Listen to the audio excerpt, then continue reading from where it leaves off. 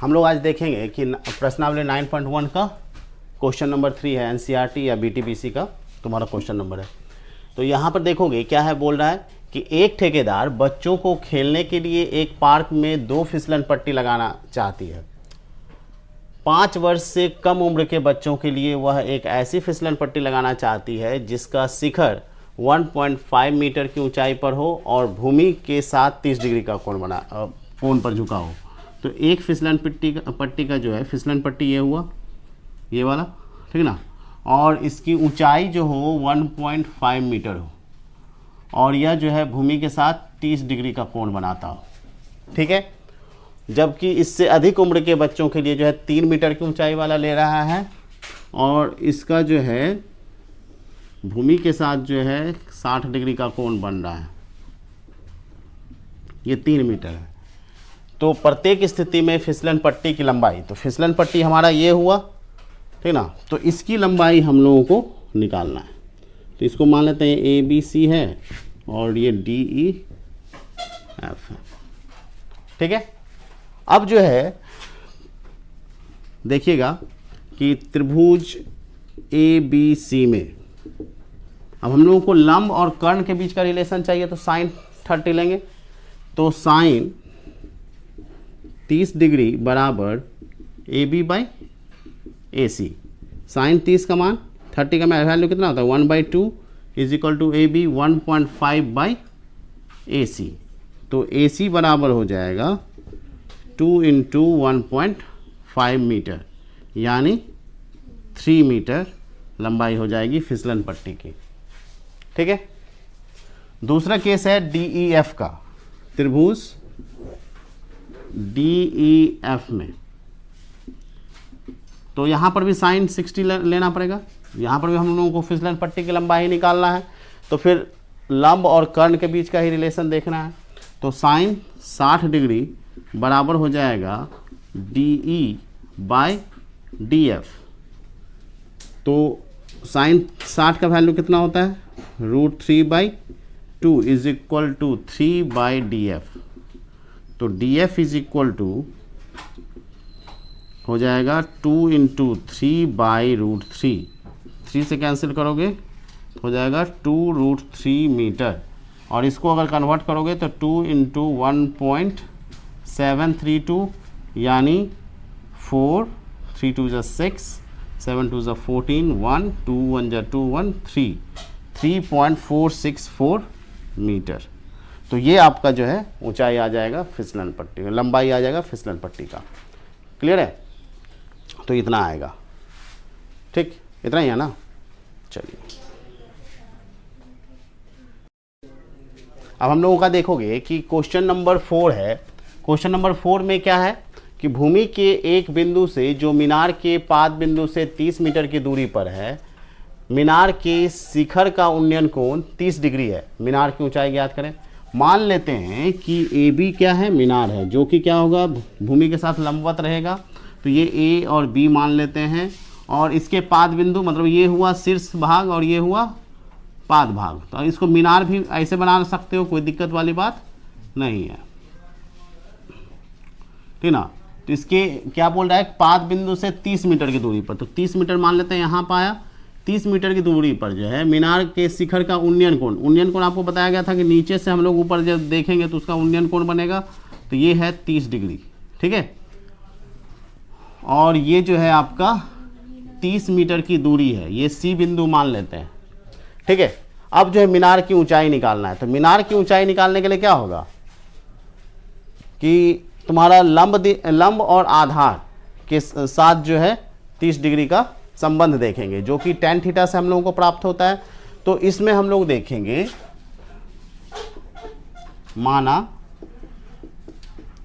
A B बराबर मीनार की ऊंचाई, बी सी बराबर 30 मीटर है दूरी, और तो हम लोगों को निकालना है ए बी ना, और कोण जो है ए सी बी जो है 30 डिग्री है। तो tan त्रिभुज ए बी सी में tan 30 डिग्री बराबर A B by B C होगा, तो tan30 का value 1/√3 is equal to AB/BC 30। तो AB बराबर हो जाएगा 30/√3 यानी tan√3 मीटर। तो tan√3 मीटर आएगा, √3 का वैल्यू रखिए 1.732 मीटर, यानी हो जाएगा 17.32 मीटर, 17.32 मीटर। ठीक है, तो ये आपका आ जाएगा मीनार की ऊंचाई। अतः मीनार की ऊंचाई बराबर इतना आ जाएगा, मीनार की ऊंचाई। क्लियर है? कोई दिक्कत? कॉपी।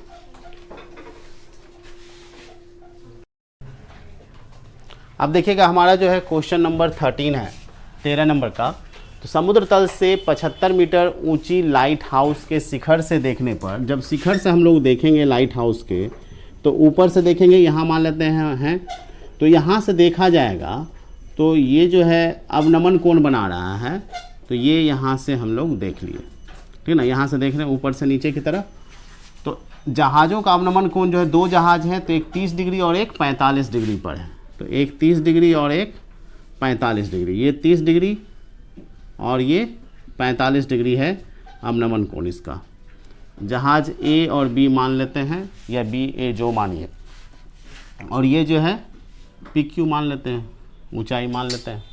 ठीक है, तो बोल रहा है कि यदि लाइट हाउस के एक ही ओर से जहाज दूसरे जहाज के ठीक पीछे आ रहा है, तो दोनों जहाज के बीच की दूरी, मतलब ये दूरी हम लोगों को निकालना है। ए बी दूरी जो है ये वाला, ये निकालना है। ठीक है, तो इसको निकालने के लिए बहुत ही आसान है। हम लोग सबसे पहला क्या काम करेंगे, पहले तो ये 30 डिग्री है तो ये 30 डिग्री हो जाएगा, एकांतर कोण बराबर, और 45 है तो ये हो जाएगा 45 डिग्री। ठीक ना, और इसमें जो है लंब और आधार के बीच का संबंध हम लोग देखेंगे। ठीक ना, तो यहाँ से QB और QA निकाल लेंगे, और QB में से QA को माइनस कर देंगे, तो AB के बीच का डिस्टेंस आ जाएगा। ठीक ना, AB के बीच की दूरी हम लोग निकाल लेंगे। अब PQ दोनों के लिए कॉमन है, तो माना PQ बराबर मीनार की ऊंचाई। ठीक है, तो हम लोगों को निकालना है AB बराबर क्या होगा, तो त्रिभुज PQA में, इसमें जाओगे तो क्या हो जाएगा, tan 45 डिग्री बराबर PQ/QA। tan 45 का वैल्यू 1 होता है, और PQ नहीं मालूम है, और बाई QA, तो QA इज इक्वल टू हो जाएगा PQ। अच्छा, यहाँ पर जो है 75 मीटर की ऊंचाई दी हुई है, ये दिया हुआ है 75 मीटर। तो यहाँ पर हो जाएगा QA का वैल्यू कितना, 75 मीटर आ जाएगा। कोई दिक्कत नहीं है ना। अब जो आते हैं हम लोग त्रिभुज PQB में, त्रिभुज PQB में क्या हो जाएगा, tan 30 degree is equal to PQ/QB। तो यहाँ आ जाएगा 1/√3, और PQ का वैल्यू आपका 75 है दिया हुआ, और QB नहीं मालूम। तो यहाँ से QB इज इक्वल टू 75√3 होगा मीटर। तो अब हम लोगों को देखना है कि AB बराबर क्या हो जाएगा, दोनों के बीच, दोनों जहाज के बीच की दूरी, दोनों जहाज़ों के बीच की दूरी AB बराबर हो जाएगा QB माइनस QA। QB का वैल्यू 75√3 मीटर, और माइनस QA का है 75 मीटर। तो क्या आ जाएगा, 75 कॉमन ले लेते हैं, आ जाएगा तुम्हारा √3 माइनस 1, यानी कितना, 75 गुना, ये हो जाएगा तुम्हारा √3 का वैल्यू कितना, 1.732 माइनस 1, तो ये हो जाएगा 75 इंटू 0.73, तुम्हारा 54.90 मीटर। ठीक है, कोई दिक्कत? इतना आएगा। कोई दिक्कत? आ गया ना आंसर?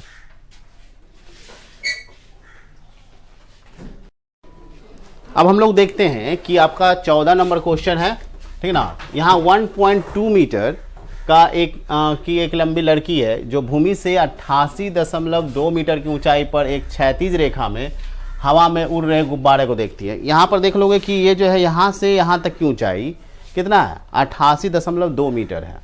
तो इसका मतलब ये हुआ कि जब ये लड़की 1.2 मीटर है तो इसका हॉरिजॉन्टल प्लेन लेंगे क्षैतिज, तो क्षैतिज सतह में जो है इसका यहाँ से यहाँ की ऊंचाई 88.2 और माइनस करोगे 1.2, तो 88.2 में से माइनस करो 1.2 तो कितना हो जाएगा, 87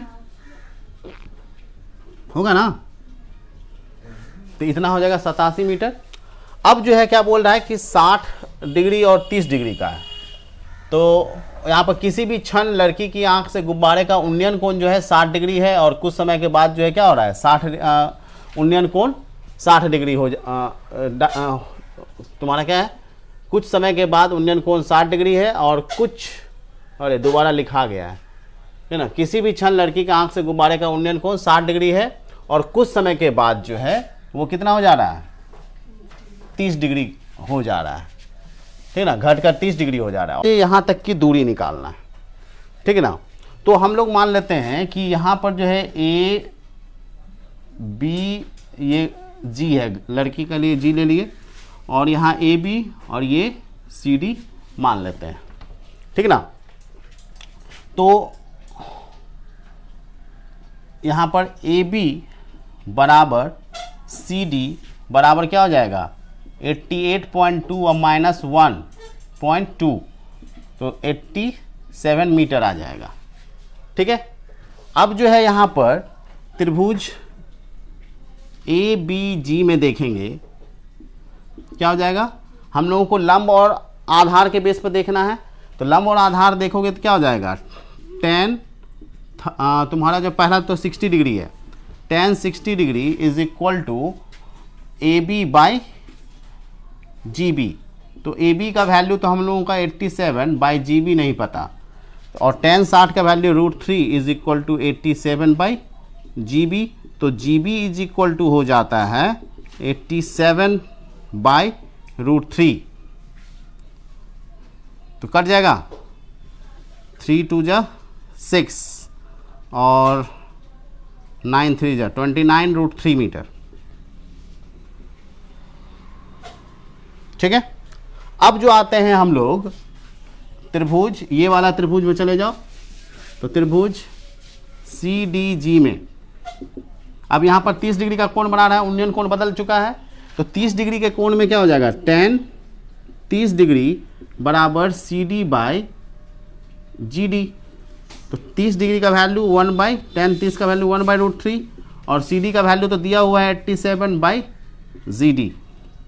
तो जी डी बराबर 87 √3, ठीक ना, इतना मीटर। अब यहाँ पर देखोगे कि तो तय की गई दूरी, गुब्बारे द्वारा तय की गई दूरी कितना हो जाएगा, तय की गई दूरी बराबर हो जाएगा G D minus G B. तो जी डी हम लोगों का है 87 √3 और माइनस 29 रूट और 58 √3 मीटर, इतना ही है ना, 58 √3 मीटर आएगा। है इतना आंसर कि नहीं है? मीनार के आधार से और एक सरल रेखा में 4 मीटर और 9 मीटर की दूरी पर स्थित दो बिंदुओं से मीनार के शिखर का उन्नयन कोण पूरक कोण है। तो मतलब क्या कि ये अगर मीनार है तो दो बिंदु मान लेते हैं, कोई ये है और ये है, इससे इसका उन्नयन कोण जो है कितना है, पूरक कोण है। तो उन्नयन कोण जैसे मान लेते हैं अगर ये थीटा है तो ये 90 माइनस थीटा हो जाएगा, ठीक ना। तो ये जो होता है तुम्हारा कि 90 माइनस थीटा मतलब पूरक कोण जो होता है, दो कोणों का योगफल 90 डिग्री होता है पूरक कोण में। ये मीनार है ए और बी, ठीक ना, और ये सी डी दो बिंदु मान लेते हैं। तो बोल रहा है कि सिद्ध कीजिए कि मीनार की ऊंचाई कितना है, 6 मीटर जो है मीनार की ऊंचाई होगा। ये हम लोगों को प्रूफ करना है। तो ये जो है 4 मीटर और 9 मीटर है, तो ये 4 मीटर हो गया और यहाँ से यहाँ तक 9 मीटर हो गया। ठीक ना, सरल रेखा में 4 मीटर और 9 मीटर की दूरी पर स्थित दो बिंदु है। ठीक है, कोई दिक्कत नहीं है। अब जो है त्रिभुज माना मीनार की ऊंचाई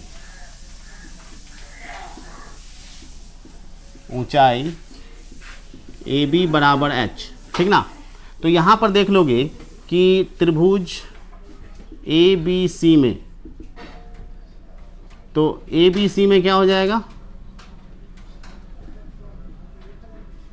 tan 90 minus theta is equal to AB by BC, लंबवतक आधार। तो tan 90 माइनस थीटा तो cot थीटा होता है, बराबर हो जाएगा AB बाई 4। और त्रिभुज ABD में क्या हो जाएगा, tan theta is equal to AB by BD, यानी AB बाय BD हो जाएगा 9 मीटर। ठीक है, 9। अब फर्स्ट इंटू सेकेंड कर दीजिएगा, फर्स्ट इंटू सेकेंड कर लीजिए। तो फर्स्ट इंटू सेकेंड करोगे तो tan theta into cot theta, tan theta into cot theta is equal to हो जाएगा AB by 4 into AB by 9। अब जो है यहाँ पर tan theta into cot theta 1 होता है, तो ये हो जाएगा 1 is equal to AB square by 36। तो ये जो है क्रॉस मल्टीप्लिकेशन करोगे तो AB square is equal to 36 into 1 यानी 36, और AB इज इक्वल टू क्या हो जाएगा, √136 यानी 6 मीटर। हैंस मतलब इसलिए जो क्या होगा, मीनार की ऊंचाई AB बराबर H बराबर 6 मीटर। आंसर प्रूव्ड हो गया ना, कोई दिक्कत नहीं, तो ये प्रूफ हो गया। क्लियर, चलिए अब आप लोग प्रैक्टिस करिएगा और भी, ठीक ना। ये आपको